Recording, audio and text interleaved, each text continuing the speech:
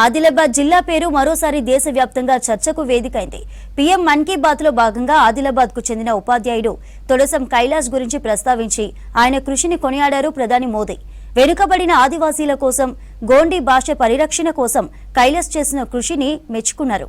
దీంతో తన పేరు, తన భాషను మోదీ గుర్తించడం సంతోషంగా ఉందన్నారు టీచర్ తొడసం కైలాష్. గోండు భాషను నేటితరం ఆదివాసీలకు దూరం కావద్దనేదే తన తాపత్రయమన్నారు. అంతరించిపోతున్న ఆదివాసీ భాషలను రక్షించి భావితరాలకు అందించడమే లక్ష్యమంటున్న కైలాష్తో Anil Yadav face to face.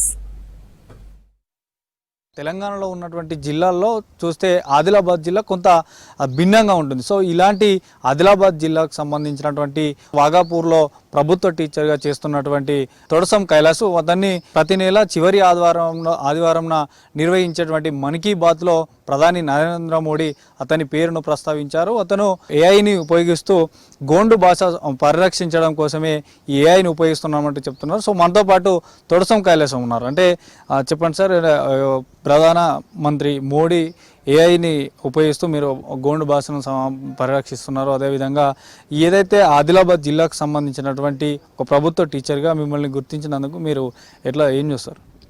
నేనైతే చాలా హ్యాపీగా ఫీల్ అవుతున్నాను, గర్వంగా ఫీల్ అవుతున్నాను.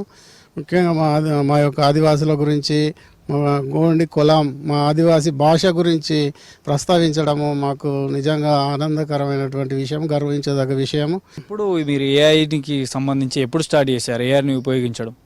నిజానికి ఏఐ టెక్నాలజీని నేను 1.5 year కిందనే దీన్ని స్టార్ట్ చేశాను. ఈ మధ్యలో పాపులర్ అయింది. ఎందుకంటే కరోనా తర్వాత అంతా కూడా లైఫ్ స్టైల్ మనది చేంజ్ అయిపోయింది కదా. తర్వాత ఇప్పుడు కొత్త టెక్నాలజీ వచ్చింది, దాన్ని మనం అడాప్ట్ చేయాల్సిన అవసరం ఉంది. ఎందుకంటే రానున్న రోజుల్లో రోబోటిక్ టెక్నాలజీ వస్తుంది. ఇక మన భాష అనేది ఇంకా చేంజ్ అయ్యే అవకాశం ఉంది. మన ఇంట్లోకి రోబోటిక్ అనేది ఎంటర్ అయ్యే అవకాశం ఉంది. కాబట్టి మన భాషలో కూడా, మా గోండి భాషలో, కొలామీ భాషలో కూడా ఈ డెవలప్ చేసి వాటిని డిజిటలైజ్ చేయాలని నా ఉద్దేశం. భాషకు సంబంధించే ఈ టెక్నాలజీని యూజ్ చేస్తున్నారా? మరి సంగీతం కానీ ఇంకేలాంటి వాటి కోసం ఏమైనా ఉపయోగిస్తున్నారా? అయితే ఈ మధ్యలో టెక్నాలజీ వచ్చింది కాబట్టి దాంతో నేను పాటల్ని క్రియేట్ చేస్తున్నాను. అంటే మేము రాసి, ఇప్పుడు మా భాష ఎట్లుంటుందంటే తెలుగులో రాస్తాము, మాకు లిపి అనేది ఉంది కానీ దాన్ని డెవలప్ చేయలేదు. ఆ లిపి అనేది డెవలప్ కావాలి, కానీ అది ఎవరికి అందుబాటులో రాదు. మన ఉంది కానీ అది నాకు కూడా తెలియదు.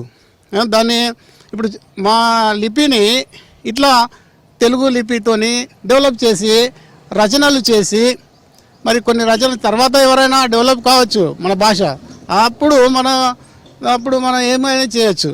అందుకొరకే ఇప్పుడు మేము రాసిన తర్వాత దాన్ని ఫ్యూచర్లో డిజిటలైజ్ చేయొచ్చు అనేది నా ఉద్దేశం. మొత్తంగా మీకు ఎన్ని భాషలు వచ్చు? అంటే ఆదిలాబాద్ జిల్లాకు సంబంధించి ఎక్కువగా ఏ భాషను యూజ్ చేస్తారు? అంటే మిక్స్డ్ ఉంటాయి, తెలుగు ఉంటుంది, హిందీ, తర్వాత ఉర్దూ, ఈ గోండు భాష కానీ ఇట్లా ఏ భాషలు ఉంటాయి? ఆ భాషల్లో మీకు ఎన్ని భాషలు వచ్చు? తర్వాత అక్కడ ఈ భాషలు మాట్లాడే వారు ఈ మన్ కీ బాత్ నిర్వహించిన తర్వాత వాళ్ళు ఏమంటున్నారు మీతో? మా వాళ్ళైతే చాలామంది కూడా నాకు మెసేజ్ చేశారు. చాలా హ్యాపీగా ఫీల్ అవుతున్నామన్నా, చాలా గర్వంగా ఫీల్ అవుతున్నామన్నా. మా వాడి ఉన్నందుకు మా ఒక గొప్పతనం, ఢిల్లీ వరకు మా యొక్క గొప్పతనం వెళ్ళిందని చాలామంది సంతోషాన్ని వ్యక్తం చేస్తూ నాకు మెసేజ్ పెట్టారు. నాకు మా భాష ఆదిలాబాద్ అనేది చాలా యూనిక్.